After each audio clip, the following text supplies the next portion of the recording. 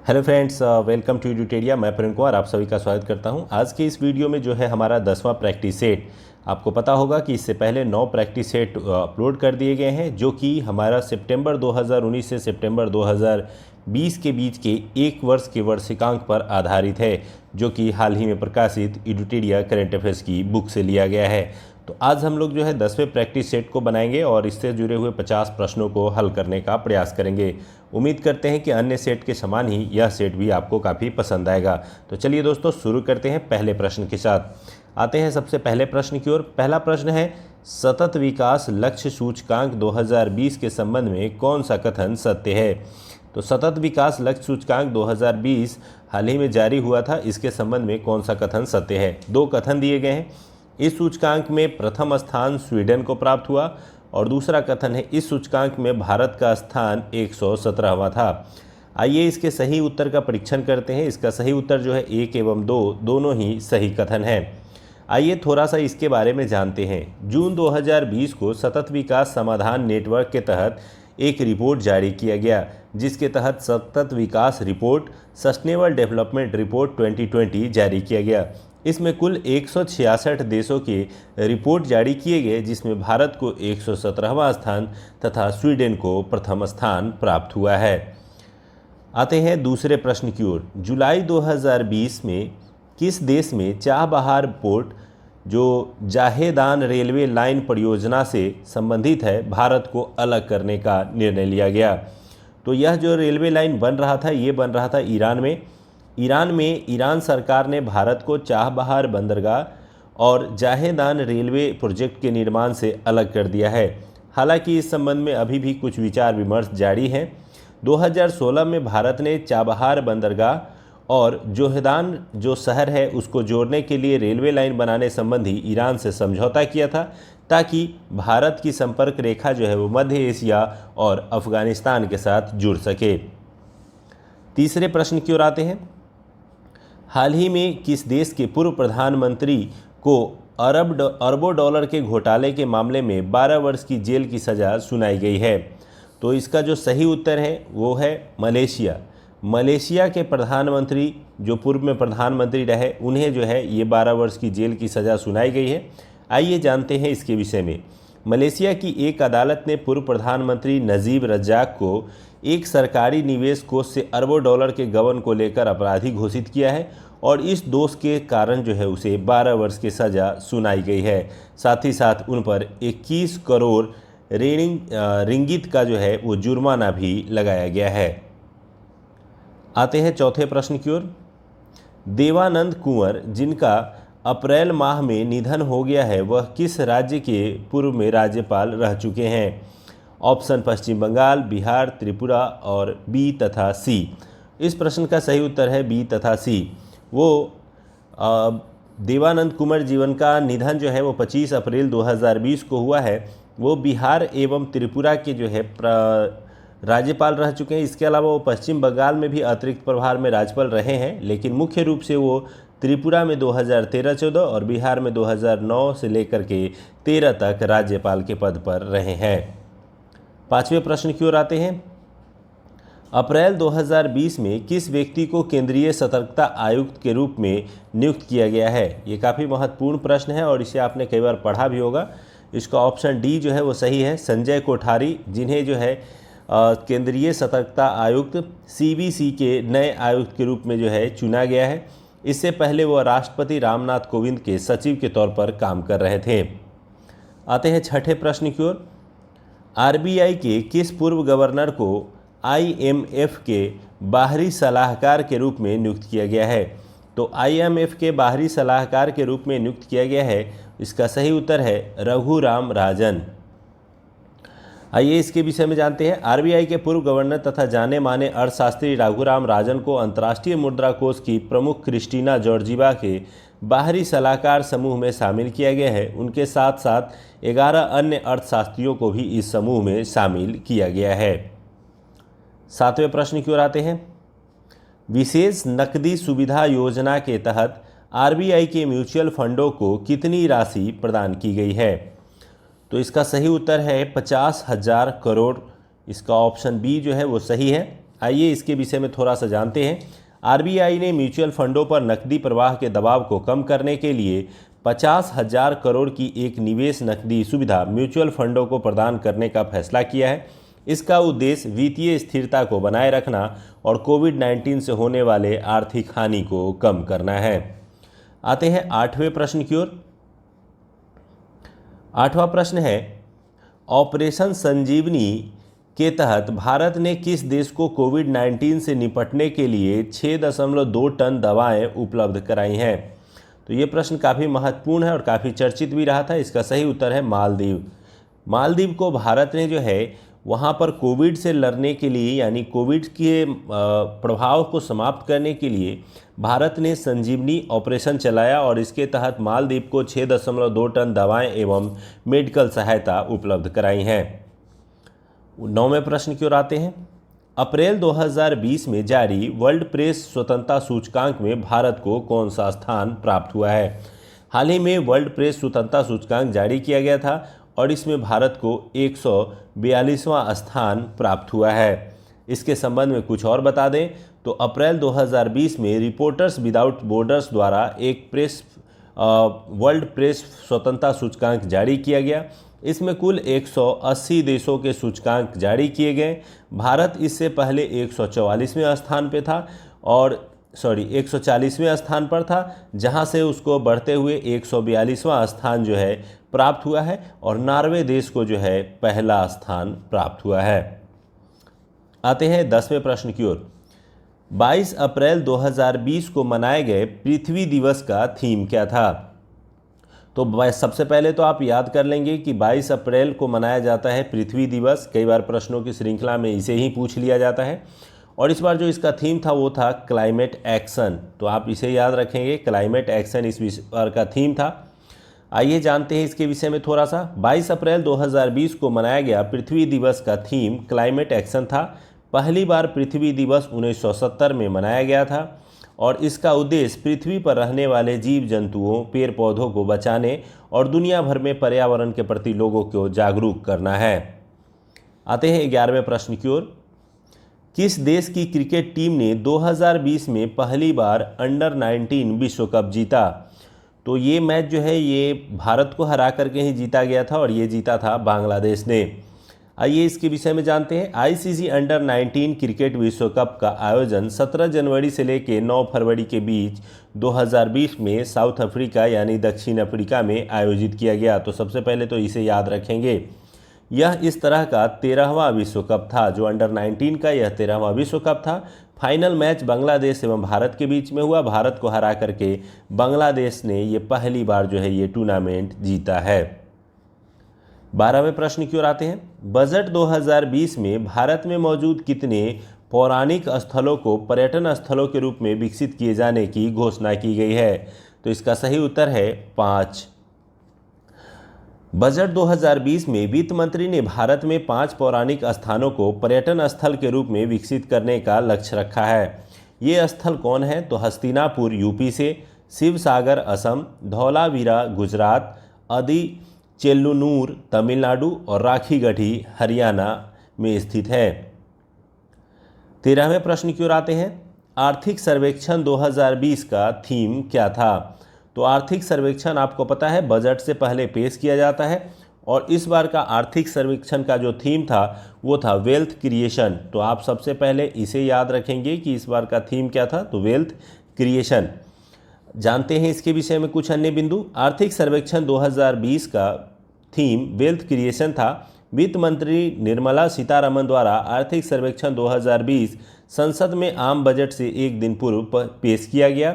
यह रिपोर्ट मुख्य आर्थिक सलाहकार कृष्णमूर्ति सुब्रमण्यम के नेतृत्व में तैयार किया गया था। आर्थिक सर्वेक्षण 2020 के अनुसार वित्त वर्ष 2020-21 में भारत की जीडीपी वृद्धि दर जो है 6 से लेकर के 6.5 के बीच रहने का अनुमान लगाया गया है। आते हैं 14वें प्रश्न की ओर। ऑक्सफोर्ड यूनिवर्सिटी द्वारा किसे Oxford word of the year चुना गया? तो ऑप्शन आपको दिखाई दे रहे हैं। प्रस्तावना, धर्म, संविधान, जातिवाद। किसे जो है ऑक्सफोर्ड यूनिवर्सिटी ने इस वर्ष जो है वर्ड ऑफ द ईयर के रूप में चुना है? तो इसका सही उत्तर है संविधान। आइए कुछ इसके बारे में जानते हैं। ऑक्सफोर्ड यूनिवर्सिटी ने संविधान शब्द को 2019, स्पेशली आप ये याद रखेंगे ये 2019 के लिए था, का Hindi word of the year चुना। ये भी याद रखेंगे कि ये Hindi word of the year है, इंग्लिश नहीं। Hindi word of the year चुना गया। जम्मू कश्मीर में आर्टिकल 370 के हटने के बाद यह शब्द जो है काफ़ी चर्चा में रहा, जिसके कारण इसे जो है वर्ड ऑफ द ईयर चुना गया। जबकि 2019 के लिए ही अंग्रेजी में वर्ड ऑफ द ईयर में क्लाइमेट इमरजेंसी को चुना गया है। तो आप याद रखेंगे कि क्लाइमेट इमरजेंसी जो है इसको चुना गया है इंग्लिश का वर्ड, और जो हिंदी का वर्ड है वो संविधान को चुना गया। अब आइए 15वें प्रश्न की ओर आते हैं। देश की पहली सुपर फैब लैब का उद्घाटन कहाँ किया गया? तो देश का जो सबसे पहला जो सुपर फैब लैब का उद्घाटन किया गया है, यह किया गया है केरल में। तो इसका सही उत्तर जो है वो है केरल। आइए जानते हैं इसके विषय में। केरल के मुख्यमंत्री पिनराई विजयन ने कोच्चि में देश की पहली सुपर फैब लैब का उद्घाटन किया। ये प्रयोगशाला फिजिकल और डिजिटल दुनिया के बीच अंतर को कम करेगी, पूरी तरह डिजिटल फैब्रिकेशन पर काम करेगी, जिससे जो है 3D प्रिंटिंग भी इसमें शामिल होगा। और यह अमेरिका के बाहर इकलौती और देश की पहली जो है सुपर फैब प्रयोगशाला स्थापित हो रही है। आते हैं 16वें प्रश्न की ओर। नागरिकता संशोधन अधिनियम 2019 में किन पड़ोसी देशों से आए व्यक्तियों के लिए नागरिकता प्रदान करने का प्रावधान रखा गया है? ऑप्शन है पाकिस्तान, अफगानिस्तान, बांग्लादेश। और इसका सही उत्तर होगा, आपने पहले भी पढ़ा है इसे, इसका सही उत्तर होगा ऑप्शन डी, पाकिस्तान, अफगानिस्तान एवं बांग्लादेश तीनों से आने वाले खास करके गैर मुस्लिम शरणार्थी, जिसमें हिंदू, सिख, ईसाई, पारसी, जैन, बौद्ध आदि शामिल हैं, उन्हें नागरिकता दी जाएगी। तो यानी आपको ये तीनों ही देश सही उत्तर में शामिल हैं। 17वें प्रश्न की ओर आते हैं। कर्नल चेवांग रिनचेन सेतु का उद्घाटन रक्षा मंत्री राजनाथ सिंह द्वारा भारत के किस केंद्र शासित प्रदेश में किया गया है? ऑप्शन है जम्मू कश्मीर, लद्दाख, अंडमान निकोबार, पुदुचेरी। और इस प्रश्न का सही उत्तर है लद्दाख। रक्षा मंत्री राजनाथ सिंह ने अक्टूबर 2019 में लद्दाख में श्योक नदी, याद रखेंगे श्योक नदी पर ये उद्घाटन 400 मीटर लंबे कर्नल चेवान रिनचेन सेतु का उद्घाटन किया गया। यह 15,000 फुट की ऊंचाई पर स्थित है। 18वें प्रश्न की ओर आते हैं। किस व्यक्ति को वर्ष 2019 के नोबेल शांति पुरस्कार के लिए चुना गया? आपको पता होगा कि 20 की भी घोषणा हो चुकी है, तो अभी हम लोग 19 पढ़ेंगे और इसी के साथ मैं 20 भी आपको बता दूंगा। तो इथोपिया के प्रधानमंत्री अबी अहमद को जो है ये पुरस्कार दिया गया था, और यह इसलिए दिया गया था क्योंकि उन्होंने इरिट्रिया के साथ सीमा संघर्ष को सुलझाने का कार्य किया था, और इसीलिए यह पुरस्कार उन्हें दिया गया। नोबेल पुरस्कारों की शुरुआत जो है वो 1901 ईस्वी से हुई थी, और उसी समय से ये दिया जाता है। शांति का जो नोबेल पुरस्कार है वो नॉर्वे की राजधानी ओस्लो में दी जाती है, और 2020 का जो शांति का पुरस्कार है ये दिया गया है WFP वर्ल्ड फूड प्रोग्राम, इसे यह दिया गया है। तो आप इसे भी याद रखेंगे। 19वें प्रश्न की ओर आते हैं। पुस्तक बिंग गांधी के लेखक कौन है? तो बिंग गांधी के लेखक है पारो आनंद, और यह पुस्तक जो है वो महात्मा गांधी की जीवनी पर आधारित है। तो इसका सही उत्तर जो है वो है पारो आनंद। 20वें प्रश्न की ओर आते हैं। प्रधानमंत्री द्वारा फिट इंडिया मूवमेंट अभियान की शुरुआत कब की गई? तो काफ़ी चर्चित रहा था ये फिट इंडिया मूवमेंट अभियान। इसमें क्रिकेटर, फिल्म अभिनेता एवं आम नागरिकों को भी जोड़ने का प्रयास किया गया, और इसकी शुरुआत 29 अगस्त 2019 यानी खेल दिवस के अवसर पर 2019 में की गई थी, जिसमें दैनिक जीवन में शारीरिक खेल को महत्व देने का प्रयास किया गया। आते हैं 21वें प्रश्न की ओर। ICC क्रिकेट विश्व कप 2019 के संबंध में निम्नलिखित में से कौन सा कथन सही नहीं है? आपको पता है कि 2019 में क्रिकेट विश्व कप का आयोजन किया गया था। तो आइए जानते हैं इसके विषय में।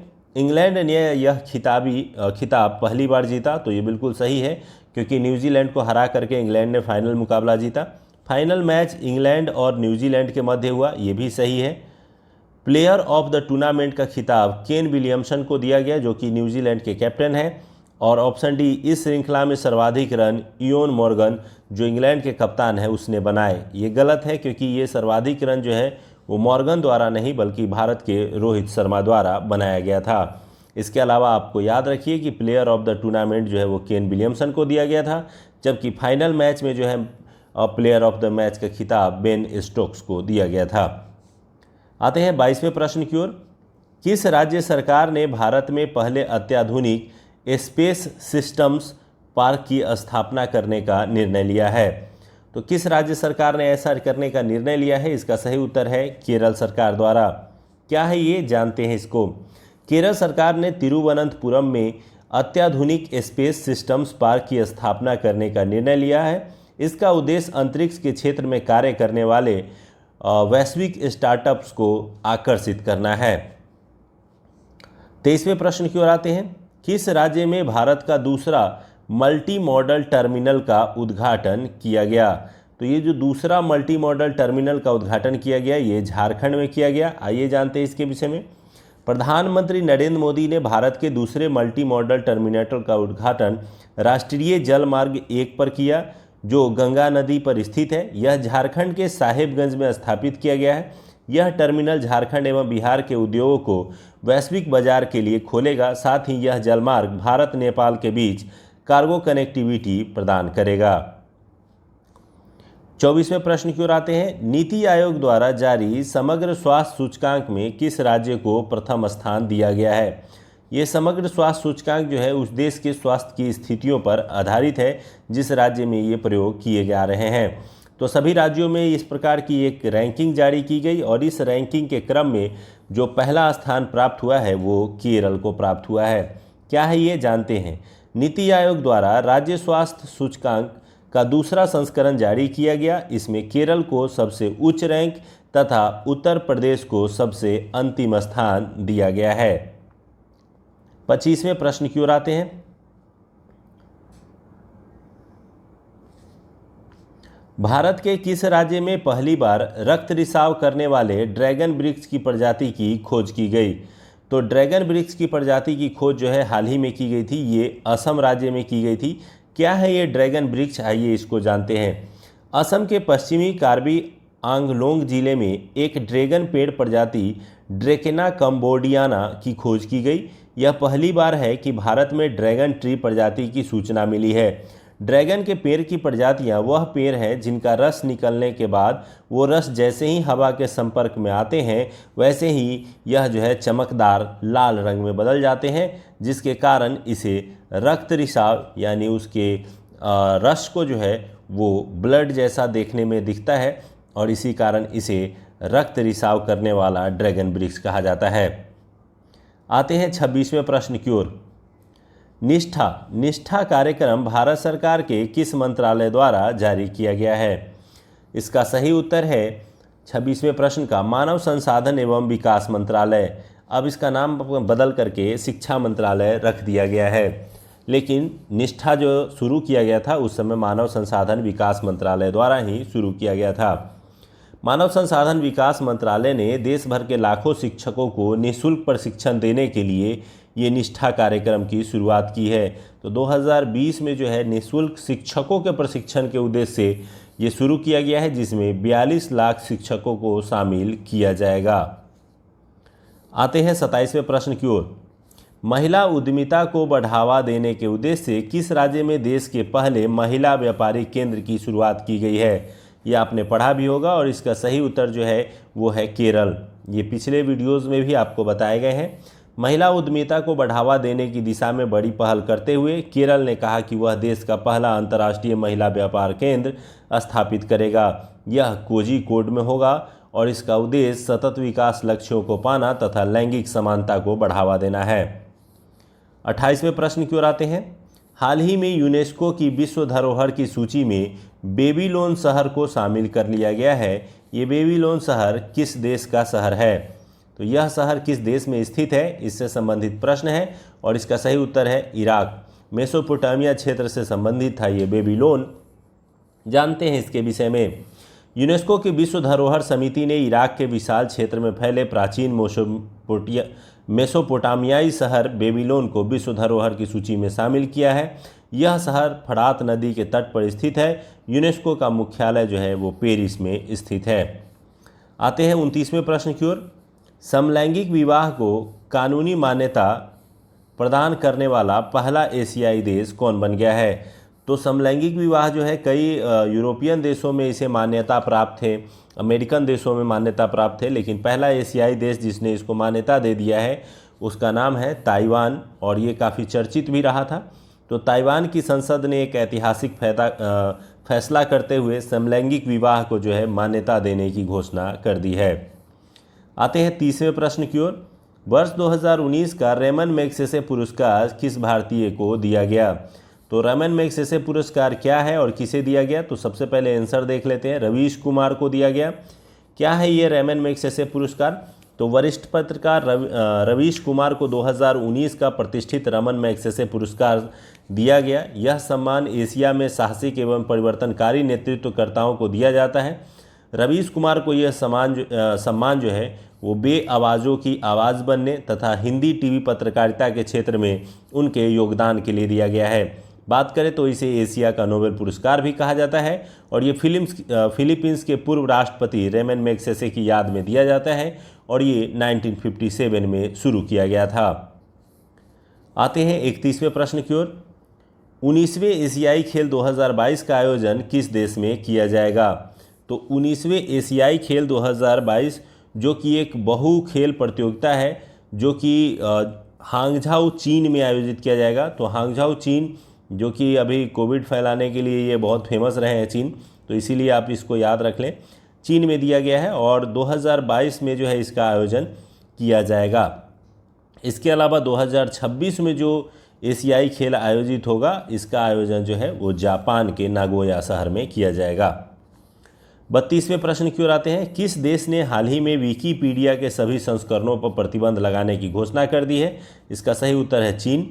चीन ने ये घोषणा की है। चीन ने हाल ही में ऑनलाइन विश्व ज्ञान कोश विकिपीडिया के सभी संस्करणों पर प्रतिबंध लगा दिया है। अब चीन में विकिपीडिया के हज़ारों वेबसाइट जो है वो काम नहीं करेंगे। ऐसा चीन अपने जो है ग्रेट फायरवॉल के नाम पे, यानी अपने डाटा को सुरक्षित या अपने जानकारी को सुरक्षित रखने के नाम पे किया है। आते हैं 33वें प्रश्न की ओर। 17वीं लोकसभा चुनाव जो 2019 में संपन्न हुए थे, उसमें कुल कितनी महिलाएं जो है वो संसद में पहुंची? काफ़ी चर्चित विषय रहा था ये, और ये संख्या जो है वो 78 है। तो 2019 के लोकसभा आम चुनाव में जो है 78 महिलाओं को संसद में जगह मिली, जबकि 2014 में जब चुनाव हुआ था तो उसमें केवल 62 महिलाओं को ही संसद में जगह मिली थी। आते हैं 34वें प्रश्न की ओर। हाल ही में चर्चा में रहा NPR का पूर्ण रूप क्या है? क्या है NPR? तो नेशनल पॉपुलेशन रजिस्टर। इसका सही उत्तर जो है वो है national population register, option A. National population register क्या है? तो NPR भारत में रहने वाले स्वाभाविक निवासियों का एक रजिस्टर है। देश के हर निवासी की पूरी पहचान और अन्य जानकारियों के आधार पर उनका डाटाबेस तैयार किया जाता है। वही डाटाबेस के आधार पर तैयार होता है नेशनल पॉपुलेशन रजिस्टर। आते हैं 35वें प्रश्न की ओर। 35वां प्रश्न है, हाल ही में पलानी मंदिर के पंचामृतम या पंचतीर्थम को GI टैग प्रदान किया गया है। यह मंदिर किस राज्य क्षेत्र से संबंधित है? ये पहले भी मैंने बताया है, और आपको हमारे बुक में GI टैग की एक सूची भी मिलेगी, उसमें भी दिया गया है। तो इसका सही उत्तर है तमिलनाडु। तमिलनाडु में हाल ही में जो है इस पंचामृत जो दिया जाता है उसे GI टैग प्रदान किया गया है। 36वें प्रश्न की ओर आते हैं। वर्ष 2014 से 19 तक भारत की औसत GDP ग्रोथ कितनी रही? तो वर्ष 2014 से 19 तक जो है भारत की GDP ग्रोथ रेट को जो है वो निकाला गया है, और 7.4 जो है इसका औसत ग्रोथ रेट बताया गया है। यानी 2014 से लेकर के 19 तक में जो औसत ग्रोथ रेट रहा है वो 7.4 रहा है। 37वें प्रश्न की ओर आते हैं। सेकेंड नाइट पुस्तक के लेखक कौन है? इस पुस्तक का जो लेखक है वो है राजीव डोगरा, और इसका सही उत्तर जो है वो राजीव डोगरा है।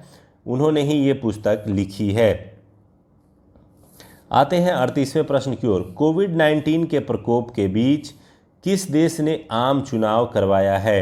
तो कोविड-19 जो कि अभी चरम पे ही बना हुआ है, अभी भी कोविड के पेशेंट बढ़ते जा रहे हैं, संक्रमण के खतरे बढ़ते जा रहे हैं, और इसी बीच एक देश ने जो है वहाँ सफलतापूर्वक आम निर्वाचन करवा लिया है, वो है दक्षिण कोरिया। यहाँ जानकारी के लिए एक और चीज़ बता दें कि दक्षिण कोरिया वो देश रहा जिसने आम चुनाव जो है करवाए।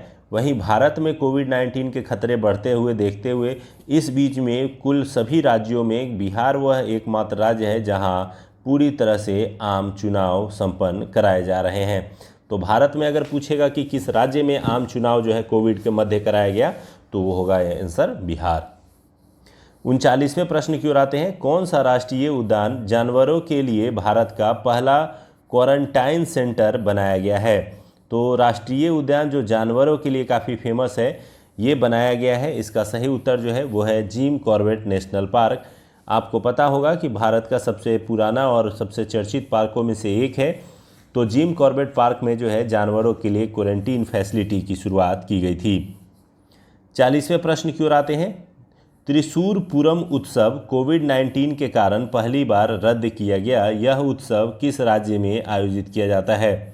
तो ये जो उत्सव है इसको रद्द कर दिया गया कोविड-19 को देखते हुए, लॉकडाउन की परिस्थितियों को देखते हुए। ये उत्सव जो है ये केरल राज्य से संबंधित है। इस त्यौहार को सभी मजदूरों के त्योहारों की जननी के तौर पर मनाया जाता है। पारंपरिक संगीत समारोह, संगीत कलाकारों की टुकड़ियाँ बनाई जाती है और एक आपसी रूप से लयबद्ध होकर के गीत और संगीत के माध्यम से इसे मनाया जाता है। आते हैं 41वें प्रश्न की ओर। बिहार सरकार ने कोरोना के प्रकोप को देखते हुए मंत्री, विधायक व विधान परिषद के वेतन में कितने प्रतिशत कटौती करने का फैसला किया है? तो जहां एक तरफ केंद्र सरकार ने भी फैसला किया, वहीं राज्य सरकारों ने भी अपने अपने स्तर से जो है वो अपने विधायक और मंत्रियों के वेतन में कटौती की, और इस कटौती का प्रतिशत जो रहा वो 15% रहा। और ये बिहार के मुख्यमंत्री नीतीश कुमार जी की अध्यक्षता में वीडियो कॉन्फ्रेंसिंग के माध्यम से मंत्रिमंडल द्वारा निर्णय लिया गया। 42वें प्रश्न की ओर आते हैं। कृषि एवं कल्याण मंत्रालय द्वारा कृषि उत्पादों को सुगमता से परिवहन हेतु कौन सा ऐप लॉन्च किया गया है? तो इसका सही उत्तर जो है वो है किसान रथ ऐप। ये क्या है ये ऐप? तो आइए जानते हैं इसके विषय में। कृषि बैंक कल्याण मंत्रालय द्वारा शुरू किए गए किसान रथ मोबाइल ऐप के माध्यम से देश के किसान अपने फसल को ऑनलाइन बेच सकते हैं और व्यापारी भी इस मोबाइल ऐप के माध्यम से जहां है वहीं से ब्यौरा प्राप्त करके इसे खरीद सकते हैं। 43वें प्रश्न की ओर आते हैं। हाल ही में प्रसिद्ध मैटरहॉर्न पर्वत पर लाइट प्रोजेक्ट की मदद से भारतीय तिरंगे को दर्शाया गया, यह निम्नलिखित में से किस देश में स्थित है? तो मैटरहॉर्न पर्वत जो है ये सबसे पहले तो आप इसका नाम याद कर लेंगे। मैटरहॉर्न माउंटेन क्या है और किस देश से संबंधित है? तो ये स्विट्जरलैंड से संबंधित है। क्यों चर्चा में रहा, आइए जानते हैं। कोरोना वायरस से जूझ रही दुनिया एक दूसरे की एकजुटता दिखा रही थी। इसी क्रम में स्विट्जरलैंड ने अपने देश के सबसे ऊंची चोटी को तिरंगे से चमका दिया। स्विट्जरलैंड के आल्प्स के मैटरहॉर्न पर्वत पर यह तिरंगा फहराया गया। यह तिरंगा की चित्र उकेरी गई जो डिजिटल माध्यम से थी, और ये मैटरहॉर्न जो है वो स्विट्जरलैंड देश से संबंधित है। 44वें प्रश्न की ओर आते हैं। भारत ने FDI में संशोधन के बाद किन देशों की कंपनियां केवल सरकारी नियमों से ही भारत में निवेश कर सकती है? हाल ही में भारत ने अपने फॉरेन डायरेक्ट इन्वेस्टमेंट प्लान के संबंध में कुछ संशोधन किए और इस संशोधन के तहत कुछ नियम निकाले जिसके तहत सरकारी नियमों के अनुसार ही भारत में निवेश कर सकते हैं, और ये वो देश हैं जो भारतीय सीमा से सटे हुए हैं। यानी भारतीय सीमा से सटे हुए सभी देशों के लिए FDI देने के क्रम में उन्हें भारतीय नियमों का यानी सरकारी नियमों का पालन करना अनिवार्य होगा। आते हैं 45वें प्रश्न की ओर। निम्नलिखित में से कौन सा कथन गलत है? रिपोर्टर्स विदाउट बॉर्डर्स ने वर्ल्ड प्रेस फ्रीडम इंडेक्स 2020 जारी किया। तो इसी चैप्टर के पिछले प्रश्नों में हम लोगों ने देखा है कि ये हमने वर्ल्ड प्रेस फ्रीडम इंडेक्स से संबंधित प्रश्न पूछा था, तो दोनों को थोड़ा रिकॉल कर लीजिए। तो सबसे पहले रिपोर्टर्स विदाउट बॉर्डर्स द्वारा ही ये जारी किया जाता है, ये बिल्कुल सही है। इसमें भारत का स्थान 144वां रहा, तो ये गलत है क्योंकि भारत का स्थान जो है 144वां नहीं बल्कि 142वां रहा। तीसरा है इसमें अंतिम स्थान अफ़गानिस्तान का रहा, तो ये भी गलत है क्योंकि अंतिम स्थान अफ़गानिस्तान का नहीं रहा बल्कि उत्तर कोरिया का रहा और कुल 180 देशों की सूची इसमें शामिल की गई जिसमें भारत को 142वां स्थान प्राप्त हुआ। तो यानी ऑप्शन 2 और 3 दोनों ही गलत हैं। आते हैं 46वें प्रश्न की ओर। किस राज्य सरकार द्वारा सुजलाम सुफलाम जल संचयन अभियान फिर से शुरू किया गया है? तो इस प्रश्न का जो सही उत्तर है वो है गुजरात। गुजरात के सरकार द्वारा सुजलाम सुफलाम जल संचयन अभियान को मंजूरी दी गई है। इस योजना में गाद बांध का निरीक्षण और नदियों से गाद हटा करके गहरीकरण का आकलन किया जाएगा ताकि जो है बाढ़ की समस्या से मुक्ति मिल सके तथा जल संचयन को बढ़ावा दिया जा सके। 47वें प्रश्न की ओर आते हैं। हाल ही में the epidemic diseases amendment ordinance 2020 pass किया गया है। किसकी सुरक्षा को लेकर यह अध्यादेश पास किया गया है? तो आइए जानते हैं इसके विषय में। इसका सही उत्तर जो है वो है स्वास्थ्य कर्मियों एवं आशा कार्यकर्ताओं के सुरक्षा को लेकर के ये अमेंडमेंट या संशोधन किया गया है। यह अध्यादेश महामारी रोग एक्ट जो है 1897 उसमें संशोधन किया गया है। इस संशोधन के तहत एक्ट में खतरनाक महामारियों की रोकथाम से संबंधित प्रावधान को बढ़ावा दिया गया है। अध्यादेश इस एक्ट में संशोधन करता है जिससे महामारियों से जूझने वाले स्वास्थ्य कर्मियों को संरक्षण प्रदान किया जाएगा। आते हैं 48वें प्रश्न की ओर। औषधीय उपयोग के लिए भांग की खेती को वैध करने वाला प्रथम देश कौन बन गया है?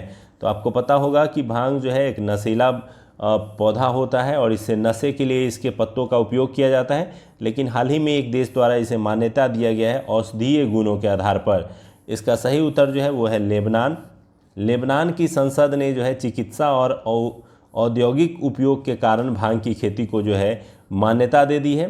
हाल ही में लेबनान की राजधानी बेरूत में एक विस्फोट हुआ था जिसके कारण लेबनान और बेरूत काफ़ी चर्चा में रहे थे। ये विस्फोट अमोनियम नाइट्रेट गैस से किया गया था। आते हैं 49वें प्रश्न की ओर। भारत के किस राज्य में क्लासिकल स्वाइन फीवर के कारण एक सप्ताह के अंदर 1000 से अधिक सूअरों की मौत हो गई?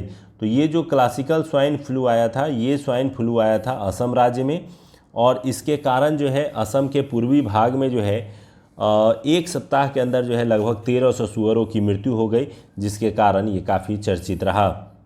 और लास्ट प्रश्न की ओर आते हैं। 50वां प्रश्न है। निम्न में से किस मंत्रालय ने स्वामित्व योजना लॉन्च किया है? तो ये जो स्वामित्व योजना लॉन्च किया गया है ये पंचायती राज मंत्रालय द्वारा लॉन्च किया गया है। क्या है ये? तो पंचायती राज दिवस जो कि 24 अप्रैल को मनाया जाता है। इस मौके पर प्रधानमंत्री मोदी ने स्वामित्व योजना की शुरुआत की। इस योजना से देश के गाँवों के में लोगों को उनकी आवासीय ज़मीन का मालिकाना हक दिया जाएगा। तो इसी से संबंधित है ये हमारा पॉइंट। तो उम्मीद करते हैं कि आपको ये पंचायती राज दिवस भी याद हो गया होगा और इस प्रश्न का आंसर भी। तो उम्मीद करते हैं कि आपको 50 प्रश्न की श्रृंखला जो है काफ़ी पसंद आई होगी। पसंद आई है तो लाइक करें, सब्सक्राइब करें, दोस्तों को शेयर करें और अधिक से अधिक कमेंट करें ताकि हम लोग इस सीरीज़ को आगे बढ़ाते रहें। इसके अलावा कुछ अन्य प्रोग्राम भी हमारे शुरू हुए हैं जो टेलीग्राम पे शुरू हुए, आइए उसको देखते हैं। आप हमारे टेलीग्राम चैनल से जुड़ने के लिए सबसे पहले आप जो है टेलीग्राम चैनल को ऐप को जो है डाउनलोड कर लेंगे। ऐप को डाउनलोड करने के बाद जो है इसे ओपन करेंगे, रजिस्टर्ड करेंगे। रजिस्टर्ड करने के बाद आप सर्च करेंगे। सर्च बटन में जैसे ही जा करके आप एडुटेरिया टेस्ट सीरीज़ सर्च करेंगे आपको जो है हमारा चैनल दिख जाएगा। तो एडुटेरिया टेस्ट सीरीज़ ये हमारे चैनल का नाम है और एडुटेरिया टेस्ट सीरीज़ पर अभी हमारी एक नई श्रृंखला शुरू हुई है जिसमें सुबह और शाम जो है होमवर्क सीरीज़ कराए जा रहे हैं। आइए बताते हैं उसके विषय में। ये जो होमवर्क सीरीज़ चलाए जा रहे हैं ये मॉर्निंग में जो है आधुनिक भारत से संबंधित वीडियो के लिंक और वीडियो से जुड़ा हुआ PDF प्रोवाइड किया जाता है। तो इसको आप प्रैक्टिस करेंगे एवरीडे, ये मॉर्निंग में दिया जाएगा। इसके अलावा इवनिंग में जो है आपको जो है राज व्यवस्था यानी पॉलिटी से संबंधित टेस्ट शुरू किया गया है। इसके भी लिंक और इसके PDF प्रोवाइड किए जाएंगे। तो आसानी से आप PDF को डाउनलोड भी कर सकते हैं, बना भी सकते हैं, प्रैक्टिस कर सकते हैं और आने वाले एग्ज़ाम जो भी हैं BPSC SI है या अदर PCS के एग्ज़ाम है उन सभी के लिए आपकी तैयारी जो है अच्छी हो जाएगी। 2 महीने इसको फॉलो करेंगे तो आपके सारा का सारा रिवीजन हो जाएगा और किसी एग्ज़ाम में अच्छे मार्क्स उठाने में आप सफल रहेंगे। इसके अलावा जो हमारे करंट से रिलेटेड जो वीडियोस आपको यूट्यूब पर अपलोड होते हैं उसके लिंक और उसके पीडीएफ भी आपको इसमें प्रोवाइड किए जा रहे हैं। साथ ही साथ हमारे जितने भी पुराने पीडीएफ है वो यहाँ पर आपको अवेलेबल है, और हमारे चैनल और हमारे ग्रुप से जुड़ी हुई सारी जानकारी भी यहाँ पर आपको निरंतर दी जाएगी। तो आप जल्द से जल्द जो है ये 2,05,000 से अधिक जो एडुटेरिया चैनल में जुड़े हुए सदस्य हैं इसमें जुड़ जाइए, और इस टेलीग्राम चैनल पर मिलने वाले होमवर्क सीरीज और अदर सुविधाओं का जो है वो फ़ायदा उठाइए। तो धन्यवाद दोस्तों, यूट्यूब एवं टेलीग्राम में हमारे साथ बनने के लिए धन्यवाद।